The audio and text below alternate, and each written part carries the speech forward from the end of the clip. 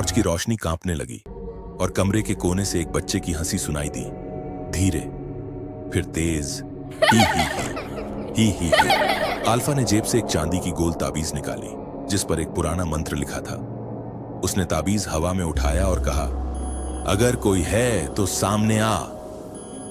कमरे की दीवारें हिलने लगीं, छत से धूल गिरी और टॉर्च की रोशनी के बीच एक परछाई बनी, एक औरत की, जिसके बाल उसके चेहरे को पूरी तरह ढक रहे थे। वो धीरे धीरे दीवार से उतर रही थी, मानो जमीन नहीं बल्कि हवा पर चल रही हो। अल्फा ने अपनी डायरी खोली। हर केस में वो एक ही काम करता, आत्मा की कहानी जानना, क्योंकि अगर कहानी समझ लो तो डर को हराया जा सकता है। वो बोला, तुम कौन थी? कमरे की हवा में एक औरत की आवाज गूंजी। मैं राधा थी, इस गांव की एक गरीब लड़की। अल्फा ने ध्यान से सुना। लोगों ने मुझे चुड़ैल कहा क्योंकि मैंने अपने पति की जान बचाने के लिए तंत्र किया था, लेकिन वो मर गया और गांव वालों ने मुझे जिंदा जला दिया।